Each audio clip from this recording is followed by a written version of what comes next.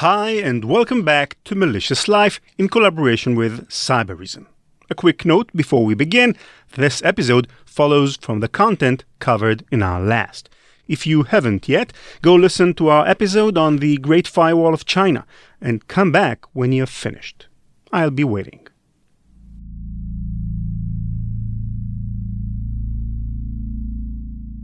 When Western technology companies marketed research, goods, services, and employees to China to help build the most impressive internet censorship and cyberspying apparatuses in the world, they were acting apolitically. The consequences of those actions, however, were far from apolitical. Take, for instance, the Falun Gong religious movement. In a vacuum, Falun Gong isn't the most attractive protagonist of a podcast episode. In addition to peace, meditation, and transcendence, its founder, Li Hongzhi, is one of those religious leaders who also preaches about the immorality of homosexuality and aliens on Earth influencing global politics.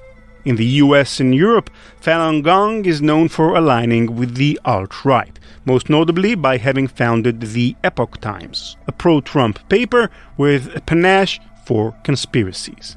And the movement's official emblem, the Falun, is basically just a bunch of swastikas. Now, look, on its own, I get it. For thousands of years before the Nazis, the swastika was a perfectly innocent symbol in ancient Buddhism. But considering Falun Gong was invented in the 1990s, you'd figure they could have gone with, anything else.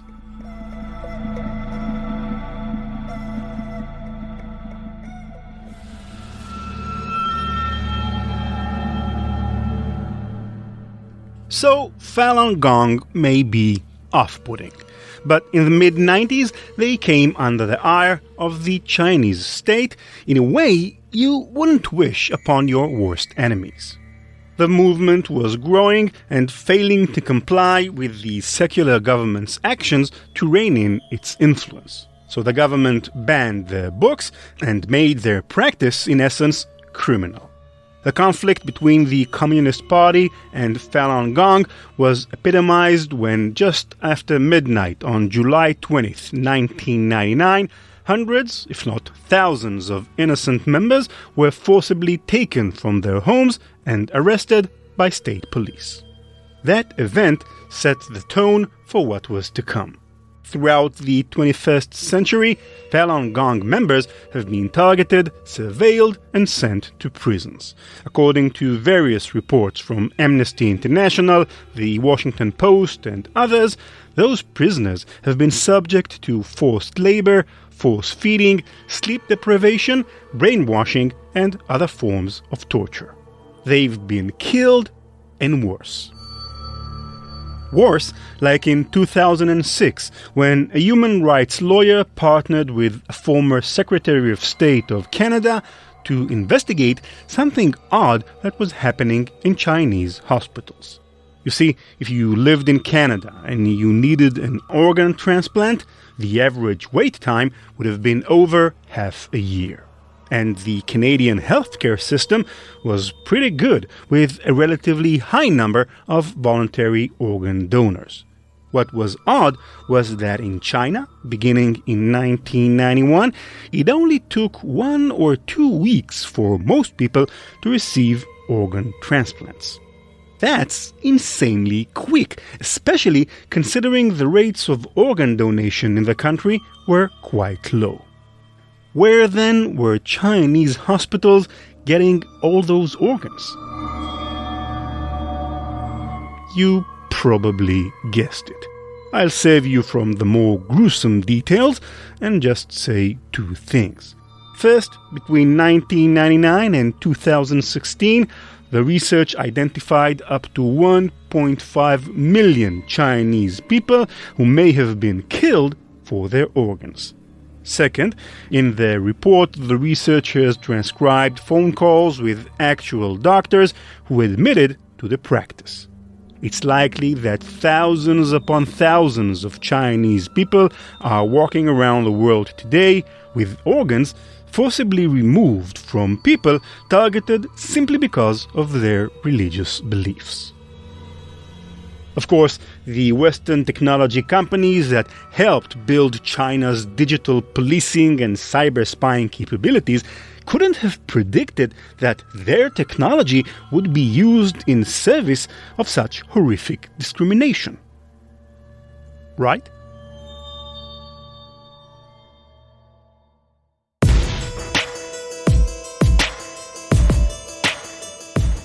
In this episode of our show, we're going to talk about one of the most underreported, least known, and most important stories in technology. It involves a lawsuit, an ongoing one, being delayed by a Supreme Court case and complications of coronavirus. Once a ruling in this lawsuit is reached, however, it will have ramifications across the world. But since this case is still ongoing, our episode will be a little different than usual. Instead of telling you the whole story, then wrapping it up at the end, we're going to let you decide. We'll go through the arguments for and against so that all of you out there, for yourselves, can determine what you think should happen to the defendant. So please take a seat in the juror's box. We're about to begin. Good morning. Good morning, Mr. Hoffman. Good morning. Counsel, we're ready to hear the final case of the morning. Okay. Meet Paul Hoffman. He has a kind of friendly uncle energy to him. The kind of guy you could picture yourself going fishing with. He has that kind of face, too. Doughy, a furry mustache. You wouldn't guess, based on appearances alone, that Paul is one of the most respected human rights attorneys in the country. But he is. He's argued before the Supreme Court of the United States on numerous occasions. On April 18, 2017, he's arguing before the 9th District Court of the United States on behalf of anonymous members of the Falun Gong movement. The defendants, Cisco Systems Incorporated in San Jose, California, as well as John Chambers, the company's CEO, and Freddie Chung, VP of Cisco China. The subject is Golden Shield, the massive Chinese IT infrastructure project which combined internet censorship and pervasive Chinese state cyberspying. The prosecution's claim is simple. From their opening brief, quote, Cisco designed, tailored, and integrated its products and features to target Falun Gong believers and to facilitate prosecution, torture, and other abuses. End quote. We're talking about horrible human rights violations that Cisco, and it wasn't just the Golden Shield. They could have sold the Golden Shield for just the crime control technology. They sat down with the Chinese, and the Chinese wanted features in this system that would enable them to persecute the Falun Gong in those ways that everybody knew they were doing it. That's what they wanted. That's what they got. They may not like the fact that they're... Did one of the most well-respected technology companies in America really collaborate in persecution and, by extension, allow for the torture of millions of innocent people? Cisco would certainly have something to say about that. Good afternoon, Your Honors, and may it please the Court. Kathleen Sullivan for Cisco. Good morning, Ms. Sullivan. Good to see you, Your Honor. Unlike Paul Hoffman, Kathleen Sullivan is exactly how you'd imagine an all-star corporate lawyer. She's well put together, well-spoken, and clear, and always matter-of-fact. If she were your law school teacher, you could expect a tough semester ahead. If she were your aunt, you wouldn't even consider misbehaving during a Thanksgiving dinner. And she's extremely well accomplished. Former Harvard law professor, former dean of Stanford Law School, and the first and only woman ever named partner at one of the U.S.'s top 100 law firms. When Barack Obama was president, Kathleen was being considered for a position on the Supreme Court. If all that isn't enough for you, consider this. In 2005, she took the California bar exam and failed. In response, many in the legal community questioned the viability of the test itself. Do you realize how good you have to be to fail a test that has been around for decades and then have people blame the test? She did end up taking it again the following year, and she passed. In Doe versus Cisco, representing the defense, Kathleen stands up to make her opening argument.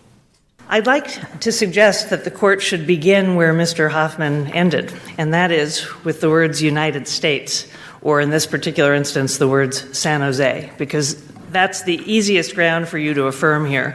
The plaintiffs failed to allege conduct in the territory of the United States that constitutes aiding and abetting the alleged international law violations here. And after Kiobel, that's essential for the survival of their claim. It's no accident that within 30 seconds of her opening statement, Kathleen is referring to Kiobel. Since you weren't a juror on that case, let's fill you in. In 2013, Esther Kiobel, the widow of a man sentenced to death by the Nigerian dictatorship of the 90s, sued Royal Dutch Petroleum, better known as Shell, the oil company. The case made it all the way to the Supreme Court. Her claim in that case was that Shell Oil Company had been complicit in human rights violations carried out against her husband and 8 other activists, collectively known as the Ogoni Nine. Those Nigerian citizens had been protesting Shell's presence in their lands, and for doing so were targeted and killed by government soldiers. According to Esther Kiobel, Shell knew of and even encouraged that government violence. Sounds familiar? The Kiobel case had massive ramifications for how international companies could be sued for actions taken outside of United States borders. Representing the plaintiffs was a renowned human rights lawyer, Paul Hoffman, and his opponent, representing the defense, none other than Kathleen Sullivan. Her first words in the courtroom as she steps up to make her opening argument are these, quote, "Mr. Chief Justice, and may it please the court, this case has nothing to do with the United States. It's Nigerian plaintiffs suing an English and Dutch company for activity alleged to have aided and abetted the Nigerian government for conduct taking place entirely within Nigeria." End quote. You can sense the confidence in her words. Her argument was airtight. A European company operating in Africa can't be sued in the United States, even if the plaintiffs now live there. By the end of Kiobel versus Royal Dutch Petroleum, little was decided regarding what crimes Shell had actually committed in Nigeria, because they didn't matter. The case would be dismissed in a 5-2 ruling on the grounds that it wasn't relevant to the U.S. judicial system. You can tell now why Cisco hired Kathleen Sullivan to argue on their behalf in Doe versus Cisco. She wasn't just a good lawyer. She was the lawyer who beat Paul Hoffman in the Supreme Court on a case involving the corporate aiding of human rights abuses in a foreign country. This is then the first argument you, the jury, must consider. Does the U.S. judicial system have any jurisdiction over crimes committed by China on Chinese citizens? It's a legal question, but also a moral one. I hear you, Your Honor, and it wouldn't be in our system. There are a lot of things in our system that the French believe in rounding up people who send neo-Nazi stuff over the internet. The British believe in rounding up people who encourage jihad over the internet. We don't agree with those things, but other systems might. And it is not up to a United States company to determine the foreign policy of the United States. If the foreign policy of the United States is it's okay to sell internet equipment to France, Britain, and China, then this court should not create a lavish, new, lenient aiding and abetting case based on international tribunals to allow suits. Basically, Catherine Sullivan asks, what right does one country have to judge the laws of some other countries?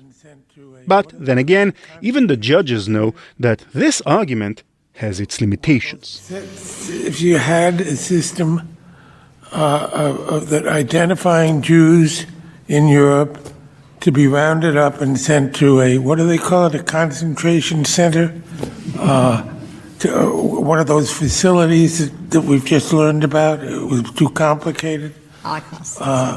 If we manufactured a device, internet device, and sold it to Germany for the specific purpose of rounding up Jews who were then, we knew, going to be sent to concentration camps, Your Honor, that would not be a violation of international law? that would plead aiding and abetting a violation of international law, but you've got two things in there that this case doesn't. The judge's hypothetical makes sense, right?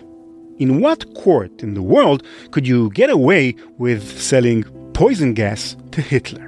By the same token, should we not hold a technology company liable for selling networking equipment to a government which was known to persecute innocents?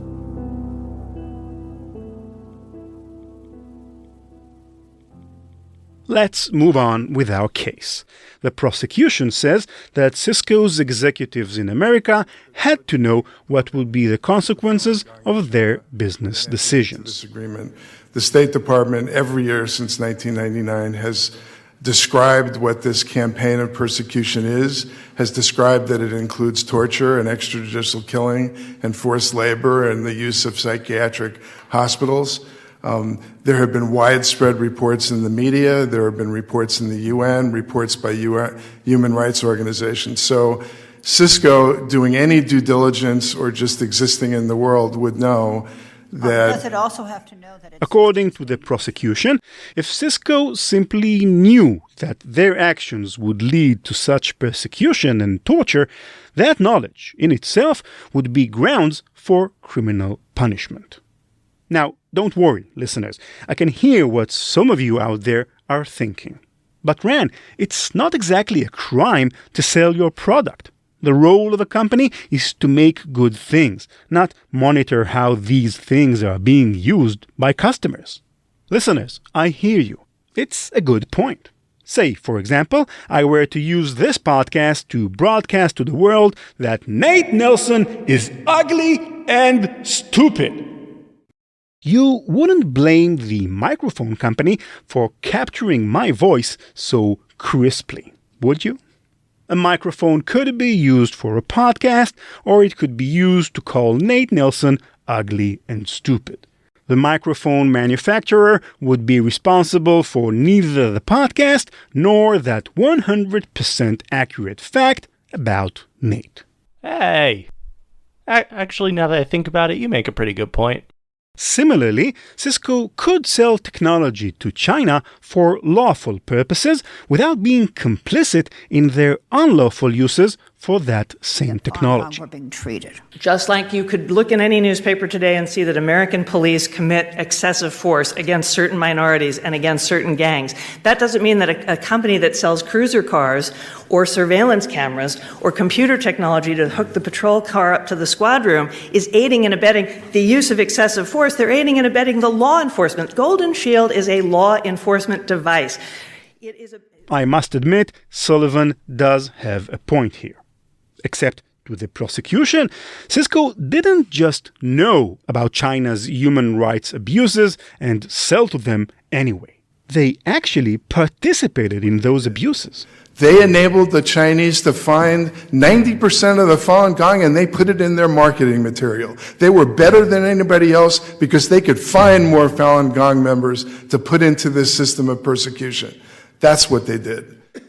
In other words, it may be that companies like Cisco not only knew that their equipment would aid in the persecution of Falun Gong members, but they actively marketed to the government how their equipment would be better at persecuting Falun Gong than the competition. If the prosecution has the evidence they claim to have, it might mean that Cisco Systems, its VP in China, and the CEO of the entire company were accomplice to human rights abuses against members of Falun Gong. So that was the second argument in our case. Is it enough to know about a crime to be considered as taking part in it? To what extent is a company responsible for crimes done using its products if the crime committed isn't even considered a crime in China? It's a tough question. Lucky for me, it's you, the listener, who needs to decide. When Tim Berners-Lee invented the World Wide Web, he wanted it to be an open network where everyone anywhere in the world could share information and ideas freely. But if you've been following Malicious Life and listening to what Snowden and other whistleblowers had to say, you already know that there are plenty of governments that really don't want you to have that freedom. NordVPN's vision is to make Tim Berners-Lee's vision a reality. NordVPN has literally thousands of servers all over the world with military-grade encryption and support for Onion over VPN to allow you to use the internet privately and safely. It even bypasses the Great Firewall of China. NordVPN doesn't keep any logs of its users' activity. In fact, the company is registered in Panama for exactly that reason. NordVPN has a special offer for Malicious Life listeners. 68% off a 2-year plan plus an extra month free. To get that special offer, go to nordvpn.com/maliciouslife and use the code maliciouslife. NordVPN offers a 30-day money-back guarantee. So go ahead, use NordVPN's super fast servers to watch streaming videos or even for peer-to-peer file sharing and see for yourself how good is it. 68% off a 2-year plan plus an extra month free. nordvpn.com/maliciouslife and use the code maliciouslife. We thank NordVPN for their support of Malicious Life.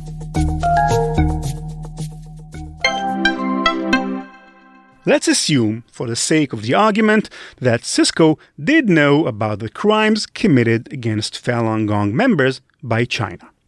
Even so, we need to ask ourselves if Cisco's equipment had what's known as a substantial effect in the criminal act. What's a substantial effect?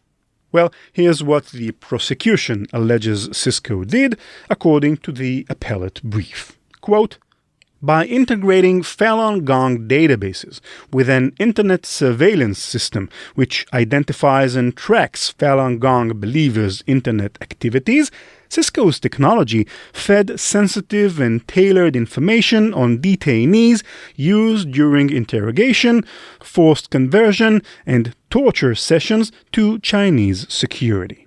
Cisco further integrated these Falun Gong databases into China's anti-Falun Gong security infrastructure, including its police detention centers, clandestine jails, public security mental hospitals devoted to political opponents, and other detention and torture sites. Cisco's designs show how to track, monitor, and identify Falun Gong believers to further their religious persecution.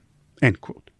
If we assume for the moment that the prosecution has the evidence necessary to back up these claims, we should ask ourselves, is this enough to prove a guilty act?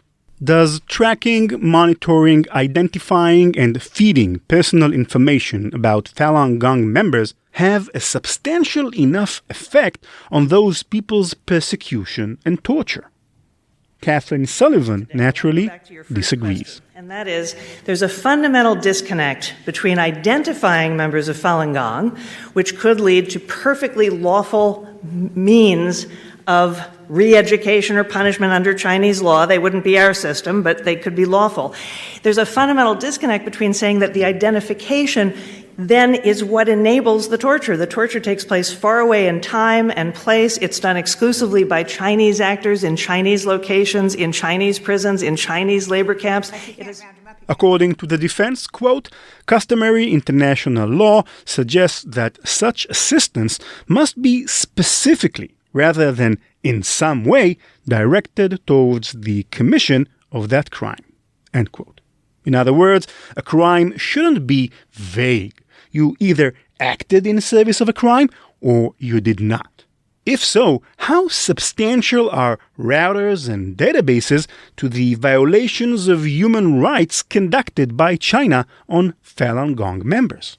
Again, it's not an easy question to answer. In summary, we have 3 overarching points of concern in the case against Cisco. First, jurisdiction. Can crimes committed by the government and police in China be causally tied to business executives in California? Second, is it Cisco's responsibility to know how their technology will be used? If they knew about Chinese human rights abuses, is that alone enough to indict them for their business dealings? Or would they have had to intentionally collaborate in the crimes against Falun Gong? Third, did Cisco substantially contribute to the crimes of the Chinese government? And if so, does it matter whether that contribution was specifically directed towards persecution and torture? With coronavirus being what it is, the final decision in Doe versus Cisco Systems Incorporated will likely not come around for a while. But you, the juror, have now heard the main arguments. What do you think? Write to me on Twitter at @ranlevi, RANLEVI, and we'll share some of your responses at the end of our next episode of Malicious Life.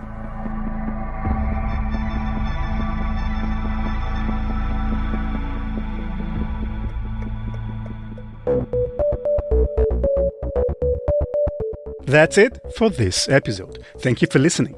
I'd like to give a big thanks and a shout out to all our listeners out there who say nice things about our show on social media and help us spread the word about the podcast. Bhargav Rathud from India. I'm sure I'm butchering your name here, Bhargav, so very sorry about that. Cooper, LR Nut, apparently short for Land Rover Nut 24/7, Jojo, Linuxsys 666, Toyn, and Michael Seaman from beautiful Berlin, Germany, one of my favorite cities in the world. Thank you guys. Our website is malicious.life, where you'll find all of our past episodes and full transcripts. You can reach out to me on Twitter at @ranlevi or @malicious.life and via email at ran@ranlevi.com. That's RAN@RANLEVI.com. Malicious Life is produced by PI Media. Our senior producer is the Honorable Nate Nelson.